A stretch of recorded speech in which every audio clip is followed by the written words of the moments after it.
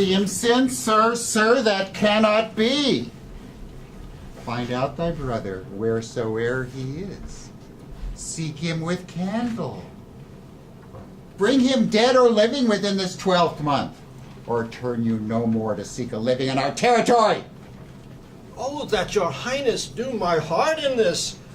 I never loved my brother in my life. More villain thou. Well, push him out of doors. Do this expediently and turn him going.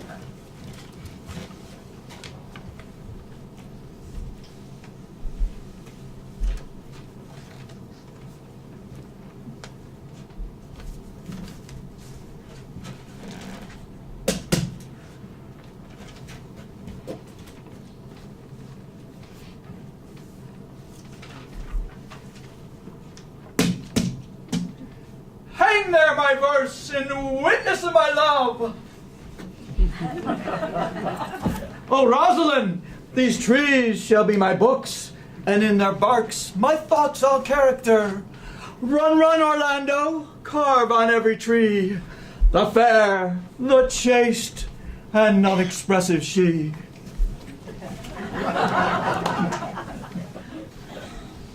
And how like you this shepherd's life, Master Touchstone? Truly, shepherd, in respect of itself, it is a good life. In respect it's a shepherd's life, it is not. As it is a spare life, look you, it fits my humor well. As there's no more plenty in it, it goes much against my stomach. Hast any philosophy in thee, shepherd?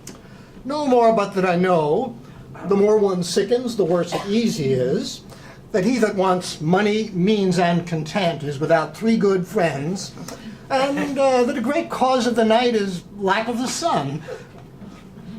That he that hath learned no wit by nature nor art may complain of good breeding, or comes of a very dull kindred.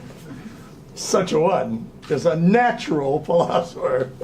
It was never at court, shepherd. No, truly. Oh, then thou art damned. Nay, I hope. Thou art damned like an ill-roasted egg. For not being at court. Your reason? Why, if thou never wast at court, thou never sawest good manners. Thou never sawest good manners, then thy manners must be wicked. And wickedness is sin, and sin is damnation. Thou art in a parlous state, shepherd. You have too courtly a wit for me. I'll rest. Oh, wilt thou rest, damned? God help thee, shallow man. Sir, I am a true laborer. I earn that I eat, get that I wear. Owe no man hate, envy no man's happiness, and the greatest of my pride is to see my ewes graze and my lambs suck. Here comes young Master Ganymede, my new mistress's brother. From the east to western wind, no jewel is like Rosalind. Her worth being mounted on the wind through all the world bears Rosalind. Let no fair be kept in mind except the fair of Rosalind. I'll rhyme you so 8 years together. Dinners and suppers and sleeping times accepted. Peaceful, I found them on a tree. For a taste. If a hart do lack a hind, let him seek out a Rosaline. If the cat will after kind, so be sure will Rosaline. This is a very false gallop of verses. Why do you infect yourself with them? Oh, as I said, I found them on a tree. But look who, here comes my sister. Stand aside, she's reading. Tongues I'll hang on every tree that shall civil saying show. Thus Rosalind of many parts by heavenly synod was devised, of many faces, eyes, and hearts, to have the touches dearest prized. Heaven would that she these gifts should have, and I to live and die her Slav. Come, shepherd, let us make an honorable retreat. Didst thou hear these verses? I heard them all, and more too. Yeah. But didst thou hear without wondering how thy name should be hanged and carved upon these trees? Try who hath done this. Is it a man? And a chain that you once wore about his neck. I prithee who? Nay, who is it? Tell me who it is! Oh, wonderful! Yes, Wonderful! yes, And most wonderful, wonderful, and yet again wonderful. And after that, out of all hooping. Oh, good thy complexion! Dost thou think because I'm comparisoned like a man that I've a doublet and hose in my disposition? I pray thee, tell me who it is, quickly, and speak apace. Take the cork out of thy mouth, that I may drink thy tidings. Is he of God's making? Oh, what manner of man is he? Is his head worth a hat, and his chin worth a beard? Nay, he hath but little beard. It is young Orlando that tripped up the wrestler's heels and your heart, both in an instant. The faith, cuz, 'tis he. Orlando! Orlando! Oh! Alas the day! What shall I do with my doublet and hose? What said he when thou sawest him? How looked he? Did he ask for me? Where remains he? How parted he with thee? When will you see him again? Answer me in one word. I found him under a tree like a dropped acorn. It well becomes called Jove's tree if it drops forth such fruit. Proceed. There lay he, stretched along like a wounded knight. Oh, though it be a pity to see such a sight, it well becomes the ground. Oh, speak, sweet, say on. You bring me out. Oh. Soft, comes he not here? Oh, 'tis he. Slink by and note him.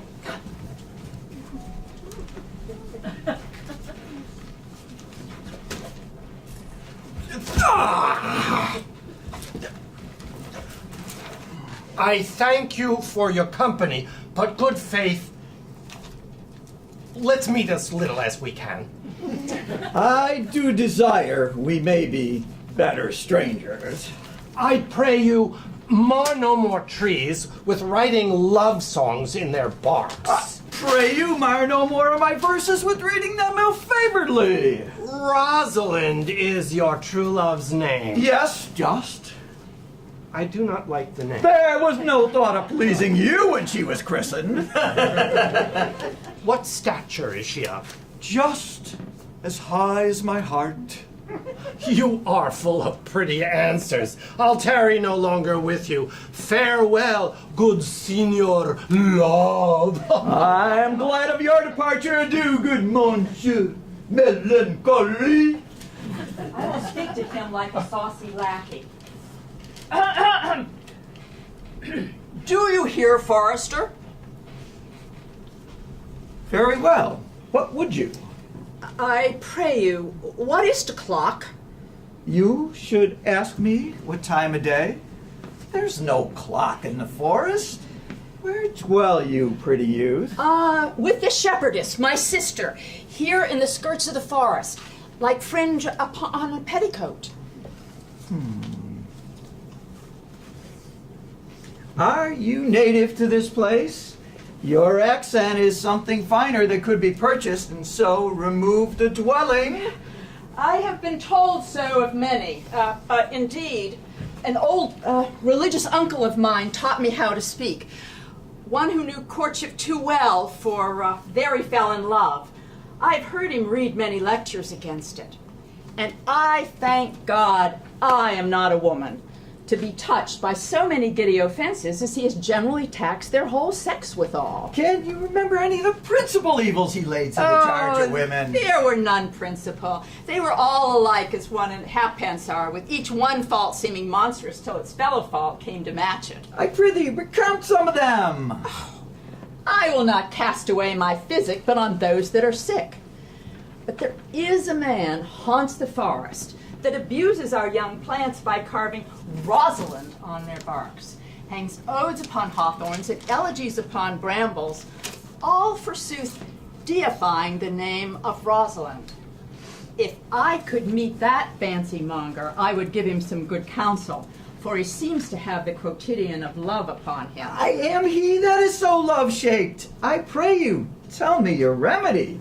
There are none of my uncle's marks about you. He taught me how to know a man in love. In which cage of rushes, I am sure you are not a prisoner. What were his marks? A lean cheek, which you have not. A blue eye and sunken, which you have not. A beard neglected, which you have not. But I forgive you for that, but simply your having in beard is a younger brother's revenue. Then, your hose should be ungartered, your sleeve unbuttoned, your shoe untied, and everything about you demonstrating a careless desolation. But you are no such man. You are rather point device in your accoutrements, as if loving yourself than seeming the lover of any other. Fair youth, I would I could make thee believe I love. Me believe it? You may as well make her that you love believe it, which I warrant she is apter to do than confess she does, for that is one of the ways in which women still give the lie to their consciences. But I pray, are you he that hangs the verses on the trees in which Rosalind is so admired? I swear to the youth by the white hand of Rosalind, I am that he, that unfortunate he. Love is merely a madness, and deserves as well a dark house and a whip as madmen do. But the reason they are not so punished and cured is that the lunacy is so ordinary that the whippers are in love too. But I profess curing it by counsel. Did you ever cure any so? Yes, one, and in this way. He was to imagine me, his love, his mistress, and I bade him come every day to my cote to woo me. At which time would I, being but a churlish youth, grieve, be effeminate, changeable, longing, liking, proud, fantastic, apish, full of tears, full of smiles, for every passion something, and for no passion truly anything, would then love him, then hate him, then entertain him, then forswear him, then weep for him, then spit at him, till I drave my suitor from a mad humor of love to a living humor of madness, which was to forswear the full stream of the world and to live in a nook merely monastic. And thus I cured him. I would not be cured, youth. I would cure you if you would but call me Rosalind and come every day to my cote to woo me. Now by the faith of my love I will. Tell me where it is. Will you go? With all my heart, good youth. Nay, you must call me Rosalind. Come, sister, let us go.